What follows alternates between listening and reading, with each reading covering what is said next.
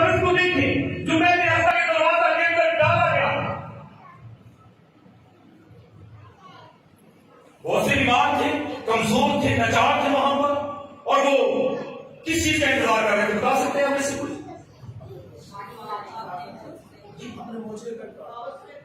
लेकिन वो किस काम का इंतजार कर रहे थे? वो पानी के हिलने का इंतजार करते। और बड़ी बात थी कि ये पानी सिर्फ फरिश्ता एक ही दफा हिलाता था, उसको बार बार नहीं हिलाता था, ताकि बार बार लोग भीड़ की मानक आते जाए और सांस के अंदर उतर जाए और वो शिफा पा जाए। और सिर्फ एक ही बार हिलाता था। खुदावंदी उस महते हफ्ता पर आया, 5 बरामदे थे उसके, और वहां पर बहुत से बीमार को देखा, और खुदा की नजर इस शख्स पर पड़ी जो 38 बरस से बीमार था।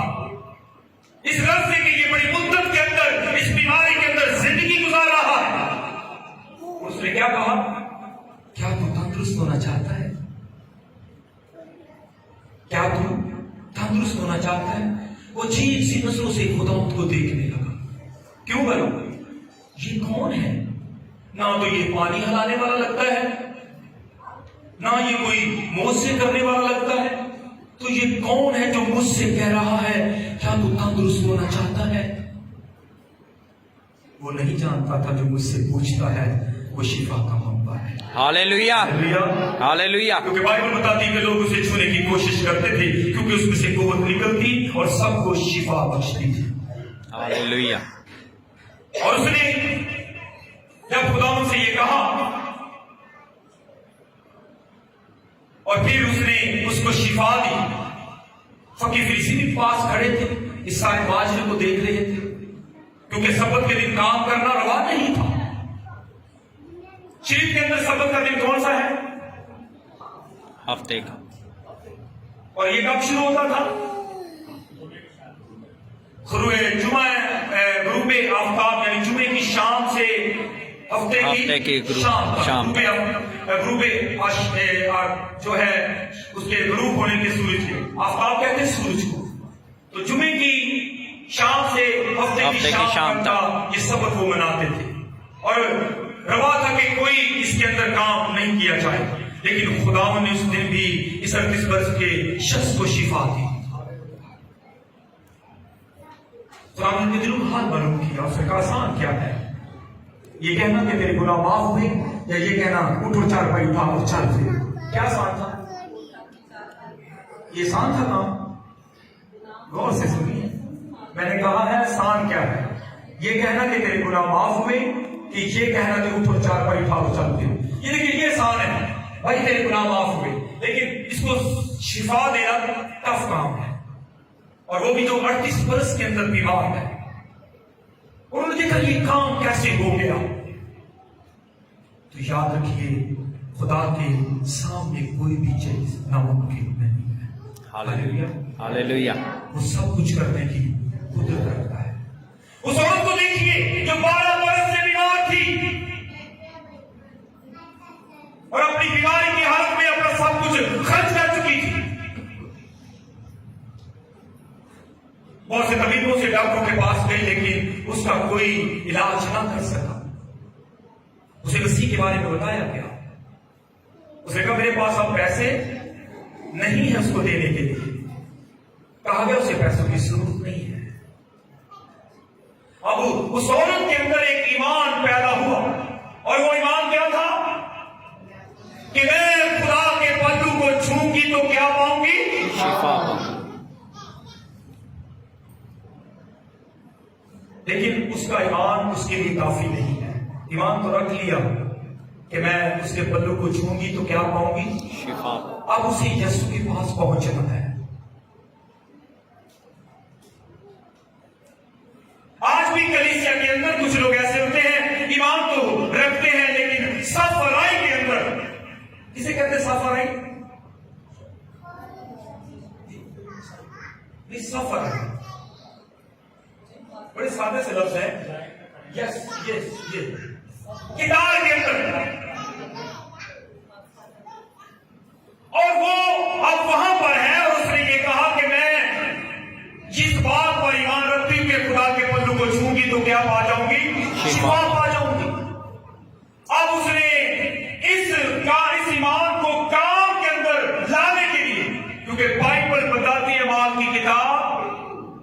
ईमान बगैर अमाल के क्या है? मुर्दा है। ईमान तो सभी रखते, लेकिन उसके अंदर अमल नहीं है तो वो ईमान कभी भी फल नहीं लाता, वो ईमान कभी भी फल का फूलता नहीं है। और जब ये अपने घर से चली तो इसने दुनिया की रुकावट को दूर किया। कैसे?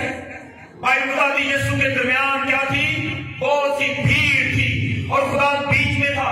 ये और मर्दों के अंदर गई होगी, जरूर गई होगी, क्योंकि पल्लू को दूर से छुआ नहीं जाता, पल्लू को पास जाकर छुआ जाता है। आप दूर से पल्लू को नहीं छू सकते, आप नजदीक जाकर उस किसी की पेशाब को उसको टच कर छू सकते हैं। हो सकता है मर्दों ने कहा बीबी पेशाब तू किधर मर्दों से पानी पई है, जा पूछे जा, लेकिन उसके अंदर ईमान की एक कुव्वत ने जन्म ले रखा था कि अगर मैं उसको छूंगी तो क्या पा जाऊंगी? शिफा पा जाऊं।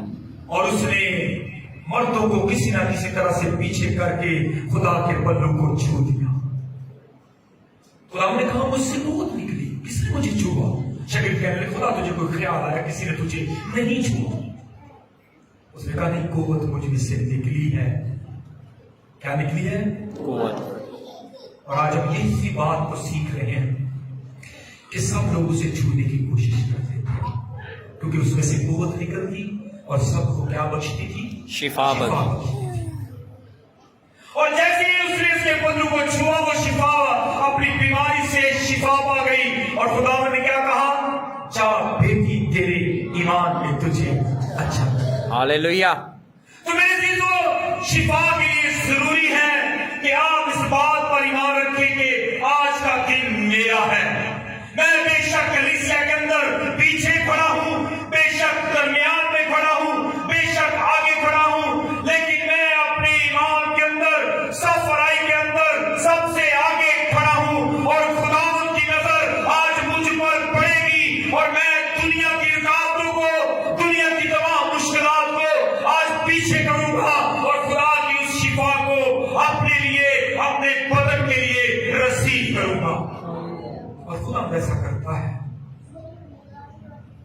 लेकिन जब आप छिपेंगे, जब आप पीछे हटेंगे तो खुदा आप पर नजर नहीं करता। क्या उस मैनेसा के दरवाजे जो पड़ा था शख्स, खुदा ने उसे नहीं देखा? देखा तो कहा था ना कि इतनी मुद्दत से बीमारी के अंदर है, और उससे खुद ही कहा क्या तू तंदुरुस्त होना चाहता है? खुदा हमें कहता है। लेकिन हम शिफा इसलिए नहीं पाते कि हमारे दूसरे बहुत से मामलात होते हैं जिसकी वजह से हम शिफा नहीं पाते। ईमान तो होता है, जैसे मैंने कहा, आपने कहा हम सब ईमान तो रखते हैं, लेकिन दूसरे मामलात भी जरूरी है ताकि वो ईमान अमल के अंदर कन्वर्ट हो। और जब चीज कन्वर्ट होती है फिर वो फल लाती है, वरना नहीं लाती। आप बीज पकड़े रखिए, यहां पर उगेगा, पॉकेट के अंदर रखें उगेगा, पानी के अंदर डुबो दें, उसकी भी वही जगह है जो मुनासिब है। और जब तक आप भी मुनासिब जगह पर नहीं आएंगे शिफा को रिसीव नहीं कर सकते।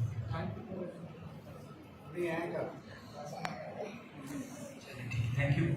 पूछना चाहिए ना, क्योंकि मैं इस बात का, मैं तो अपनी कलीसिया में 10 मिनट भी कलाम सुना तो काफी होता है। मैंने इसलिए पूछा टाइम कितना रहे, कहते भी 10 मिनट है आपके पास। तो अब उस शख्स को देखिए। अब कुछ लोग जो हैं वो जिस्मानी तौर पर बीमार होते हैं,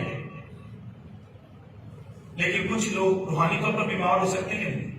हो सकते हैं, होते नहीं होते हैं। वो अपने ईमान के अंदर ही ताकतवर नहीं होते, अपने ईमान के अंदर मजबूत नहीं होते। और बड़े ईमान का जिक्र है। एक तो ईमान ये है कि तेरे अंदर राई के दाने के बराबर ईमान है, इस पहाड़ से के उखड़ जा, और उखड़ जाएगा और समुद्र में गिर जाएगा। एक ईमान वो है उस शख्स का जिसने कहा खुदा मैं इस लायक नहीं कि तू मेरी छत के नीचे है, तो यही से कह दे तो मेरा नौकर घर के अंदर शिफा पा जाएगा। और खुदा ने कहा मैंने इस ईमान इसराइल के अंदर भी नहीं पाया। अब हमें रूहानी तौर पर भी शिफा लेने की जरूरत है। क्या आपने कभी खुदा को देखने की कोशिश की? क्या क्या मेरे ख्वाहिश जाहिर की गई? मैं खुदा तुझे देखना चाहता हूं, खुदा मैं तुझे देखना चाहता हूं, तू कैसा है, मैं तुझे जानना चाहता हूं कि तू कैसा है। और याद रखिए, सामरी औरत ने यीशु को जाना और यीशु ने कहा, अगर तू मुझसे मांगती तो मैं तुझे जिंदगी का पानी दे देता। हालेलुया। उसे देखने की जरूरत है,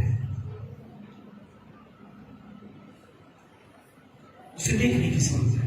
ज़करिया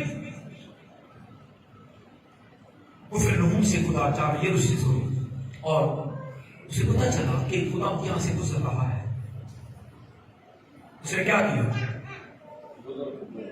वो दौड़ा। ईमान तो था, लेकिन प्रैक्टिस ये है, मैंने कहा ईमान नॉट एनफ, उसके साथ अमल। अमल नहीं तो ईमान नहीं है। उसके बगैर आपका ईमान मुर्दा है, उसके अंदर जिंदगी नहीं है। और अगर अमल है तो ईमान के अंदर जिंदगी है। वो दौड़ा उसकी तरफ, लेकिन उसे दौड़ने का इतना फायदा ना हुआ। जब वो उस खुदा को देखने के लिए आगे बढ़ा तो बड़े बड़े मर्द में बेचारा छोटा था।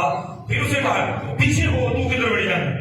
इस तरह आज मर्दों के बच्चों को अनादि की काम है, लेकिन उसके अंदर एक दीप जल चुका था, एक लो जल चुकी थी। और वो क्या थी कि मैं देखूं कि खुदा नजर कैसा आता है।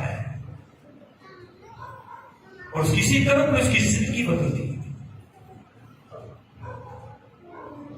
आजकल इस अंदर बहुत से लोग क्रिसमस के दिन भी नहीं आते चर्च, ईस्टर पर भी नहीं आते। वो कहते ठीक है, ये थोड़ा बड़ा दिन देखा, चिड़िया घर जावांगे, चलो जावांगे, कोई होर पासे चले जावांगे। ये थोड़ी, वो खुदा को देखने नहीं आते कि खुदा कैसा आज लग रहा है। और वो ऐसा लग रहा है जैसे भाई ने गीत गाया था, लाड़ी नहीं खींच ले तैयारियां के तेरा लाड़ा वाला है, वो ऐसा लग रहा है। मेरे अजीजों, अब उसकी इस कोशिश है, उसने अपने ईमान को खत्म नहीं होने दिया। वो दौड़ा और कुदरत के पेड़ पर चढ़ गया कि मैं यहां से देखूंगा कि खुदा कैसा है। तो याद रखिए, जब उस आपके अंदर भी ऐसी तड़प होगी तो खुदा भी आपसे कहेगा, ऐ बेटी मैं आज तेरे घर जाऊंगा। हालेलुया। उसने कहा, जैसे ही खुदा उस पेड़ के कुदरत के पेड़ के पास आया, इसका ताल्लुक जो है ये अंजीर और शहतूत की खानदान से इसका ताल्लुक भी, जिसके ऊपर फल भी लगता है, इसका बैग जो है इसी के ताल्लुक से। और जब उसके पास आया तो खुदा ने क्या कहा, ज़करिया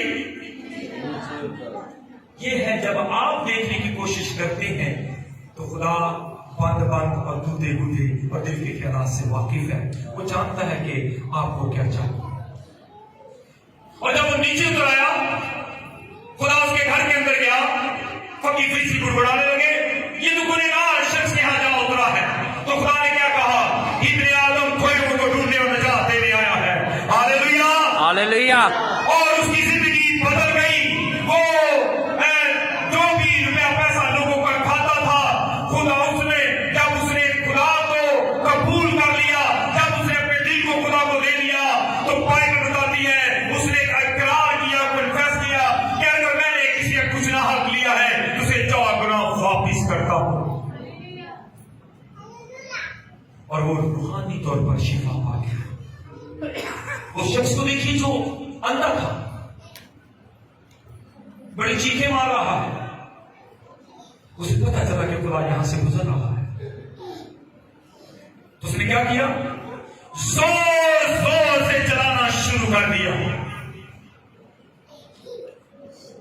ऐसा में शिफाना ना मिले या मुद्दों की इख्तियार कर जाए। तो मैं चर्च के अंदर एक बात सुना रहा हूं। ये दिल बड़ा लाइलाज बड़ी लिबास है, इसका इलाज कोई नहीं कर सकता सिवाय खुदा के। और बाइबल बताती है कौन इसके दिल का हाल दरियाफ्त कर सकता है, फकत खुदा की साथ है जो बंद और बूझे और दिल के ख्यालात से वाकिफ है। हालेलुया। और लोगों ने खामोश करवाया, तू क्यों चलाता है? क्योंकि उसे पता चलता था कि खुदा यहां से गुजर रहा है। और उसने जोर जोर से चलाना शुरू कर दिया। उसका चलाना खुदा के कानों तक पहुंचा। खुदा ने कहा कि तू क्या चाहता है कि मैं तेरे लिए करूं? उसने क्या कहा, यस, यही कि मैं इस दुनिया को देख सकूं, मैं भी ना हो जाऊं। तो खुदा ने जमीन पर थूका और उसकी आंखों पर लगाया, उसे कहा, ऐ शलो, उस हौज के अंदर जा और जाकर छठे बार तू भी ना हो जाएगा। और वो तंदुरुस्त हो गया। हालेलुया। आपको ईमान से शिफा लेने के लिए इस बात पर अमल करना होगा कि आज का दिन मेरा है, और इस बात को मनवाने के लिए कि आज का दिन मेरा है, आपको बहुत सी प्रैक्टिस करनी पड़ेगी। प्रैक्टिस के अंदर हम देखते हैं सिर्फ मिस्र का तर्जुमा का ईमान, क्या खूबसूरत ईमान है।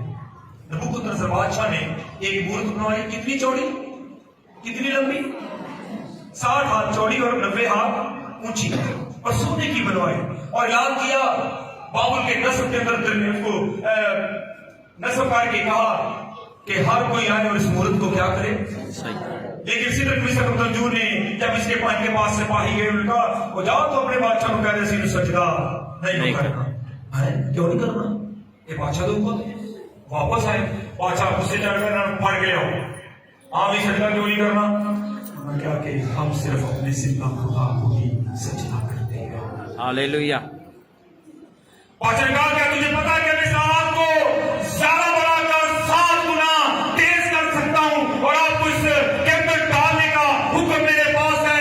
उसने कहा, जितना कुछ करना है कर दे, मेरा खुदा इस आग के अंदर भी हमें बचाने की कुदरत रखता है। हालेलुया। दुनिया क्या है, क्या खुदा ने बचाया कि नहीं बचाया। रस्सियों से निकाला और रस्सियां जल गई, हालांकि बाल भी जल जाते हैं। आपके पास आए, ये वाले बाल, सारे बाल और बैलून टाइप के ये बाल होते हैं, कपड़े जल जाते हैं, लेकिन ना तो कपड़े जले ना बाल जले, सिर्फ वो चीजें जली जिनसे उन्हें बांधा गया। और जब उन्हें फेंका गया तो बादशाह ने इस गरज से कि मैं देखूं भट्टी के अंदर वो कैसे भून रहे हैं, उनकी खुशबू ले, क्योंकि जब कोई चीज गोश्त की चीज भूनी जाती है उसकी खुशबू आती है। वो खुशबू लेने के लिए आगे गया, क्या देखता है, क्या देखा उसने, सट्टे तेने तो हो गए 4, सुनते तेने हो गए 4, चौथा कौन सी, और बाइबल क्या बताती, चौथे की सूरत इलाहाज़ादे की सी थी।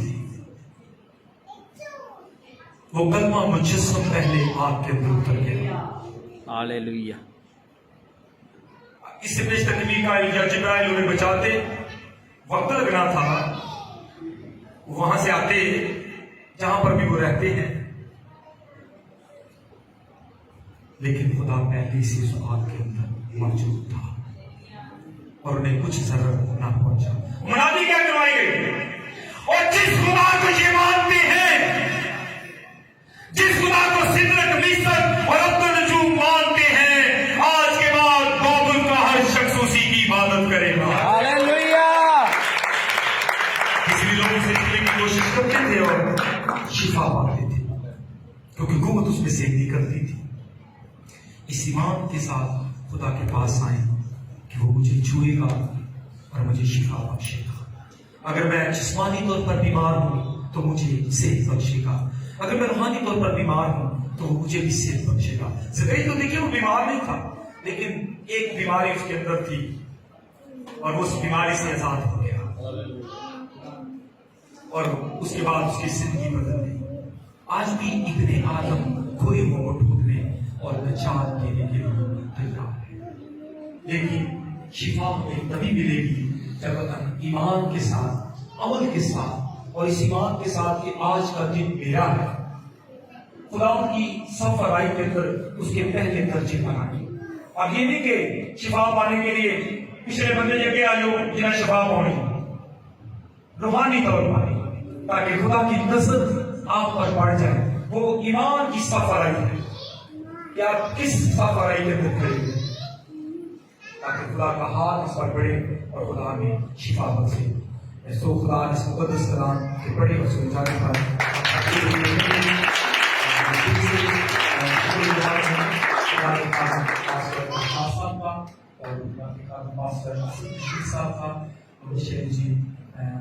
और